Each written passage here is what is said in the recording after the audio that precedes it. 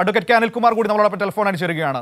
ശ്രീ അനിൽകുമാർ, നമ്മുടെ നിയമ പോരാട്ടത്തിനൊടുവിൽ ഇതാ കഴിഞ്ഞ മാസം നമുക്ക് നൽകേണ്ട 13,600 കോടി രൂപ അനുവദിക്കാമെന്ന് കേന്ദ്രം സുപ്രീം കോടതിയിൽ പറഞ്ഞിരിക്കുകയാണ്.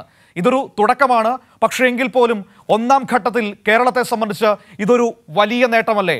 ഒപ്പം തന്നെ കേരളത്തെ പുറകിൽ നിന്ന് കുത്തിക്കൊണ്ടിരുന്ന പ്രതിപക്ഷത്തിനും കൂടിയുള്ള തിരിച്ചടിയല്ലേ ഈ ഇപ്പോഴുണ്ടായിരിക്കുന്ന ഈ തീരുമാനം? ഇന്ത്യൻ ഭരണഘടന മുന്നോട്ട് വെക്കുന്ന ധനകാര്യ ഫെഡറലിസത്തിന് വേണ്ടിയുള്ള വിട്ടുവീഴ്ചയില്ലാത്ത യുദ്ധം നടത്തി ചരിത്രത്തിൽ ഇടം നേടി കേരളം എന്നുള്ളതാണ് ഇന്നത്തെ ഈ തീരുമാനത്തിൽ വരുന്ന ആദ്യത്തെ ഒരു ഭാഗം. അന്തിമമായ വിജയം പൂർണ്ണമായി ലഭിച്ചിട്ടില്ലെങ്കിൽ പോലും ബഹുമാനപ്പെട്ട സുപ്രീം കോടതിക്ക് മുന്നിൽ ഉത്തരവ് പറയാൻ കേന്ദ്ര സർക്കാർ ബാധ്യസ്ഥമാണ് എന്ന പ്രധാനപ്പെട്ട നിയമ തത്വമാണ് ഈ പോരാട്ടത്തിലൂടെ ഒന്നാമതായി വിജയം കണ്ടത്. ഞങ്ങള് ആരോടും ഉത്തരം പറയാൻ ബാധ്യസ്ഥമല്ല എന്ന അഹങ്കാരം നിറഞ്ഞ നിലപാട് സ്വീകരിക്കുന്ന മോദി സർക്കാരിന് സംസ്ഥാനങ്ങൾക്ക് ലഭ്യമാകേണ്ട നിയമപരമായ ധനകാര്യ ഫെഡറലിസം സംബന്ധിച്ച അവകാശങ്ങൾക്ക് ഉത്തരം പറയിപ്പിക്കാനുള്ള ത്രാണി കേരളത്തിനുണ്ട് എന്ന ഈ പോരാട്ടത്തിലൂടെ മുഴുവൻ മലയാളികളും കൂടി ഒരുമിച്ച് നിന്നുകൊണ്ട് തെളിയിച്ചിരിക്കുകയാണ്. ഈ പോരാട്ടത്തിനൊപ്പം നിന്ന മുഴുവൻ മലയാളികൾക്കും ഈ സന്ദർഭത്തിൽ അഭിമാനത്തോടെ ഓർക്കാവുന്നത് പോലെ പിന്നിൽ നിന്ന് കുറിച്ച് വഞ്ചിച്ച ഒരു കൂട്ടരുണ്ട്. അതിൽ കേരളത്തിലെ UDF ആണ്, UDFന്റെ MP-മാരാണ്, കേരളത്തിലെ പ്രതിപക്ഷമാണ്, കേരളത്തിലെ BJP ഘടകമാണ്. ഇവരെല്ലാം ചരിത്രത്തിനുള്ളിൽ കുറ്റക്കാരായി നിൽക്കുന്നു.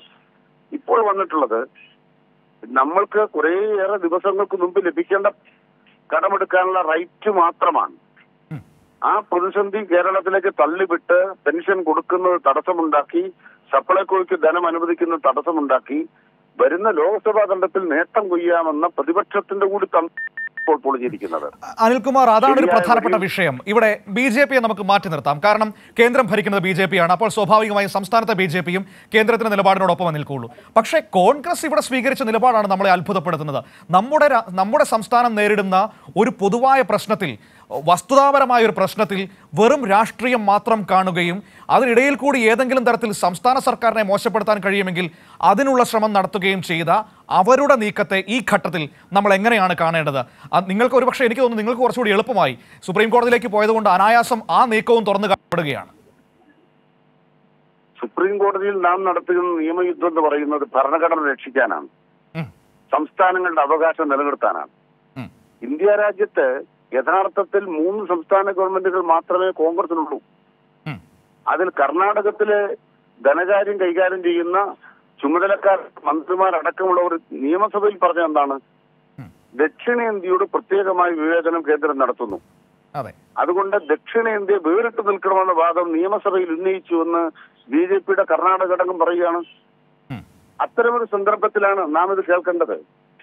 കർണാടകത്തിലെ കോൺഗ്രസ് എടുക്കുന്ന സമീപനമല്ല കേരളത്തിലെ കോൺഗ്രസ്. കർണാടകത്തിലെ സിദ്ധരാമയ്യയുടെ ബഡ്ജറ്റിൽ 1,02,000 കോടി രൂപയാണ് വായ്പയായിട്ട് അവർ വാങ്ങുന്നത്.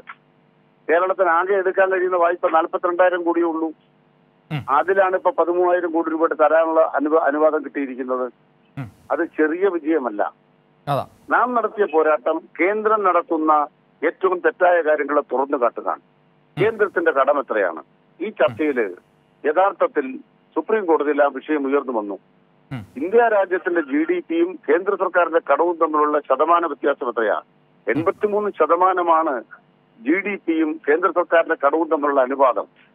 കേരളം 35-36% മാത്രമേ ഉള്ളൂ.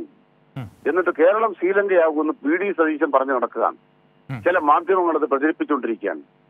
മാധ്യമങ്ങൾക്കേറ്റ തിരിച്ചടിയാണ്.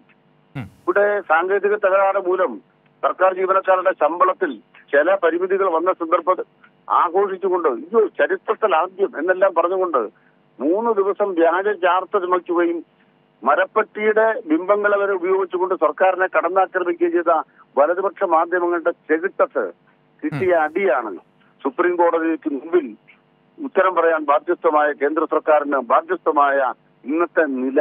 കേരളം ഈ പോരാട്ടം തുടരും. പോരാട്ടം ശരിയാണ്, കേരളം ശരിയാണ്, ചരിത്രം ശരിവെച്ചിരിക്കുന്നു. ശരി, താങ്ക് യു. വളരെയധികം നന്ദി ശ്രീ അനിൽകുമാർ പ്രതികരിച്ചതിന്. അഡ്വക്കേറ്റ് കെ അനിൽകുമാറാണ് നമ്മളോട് പ്രതികരിച്ചത്.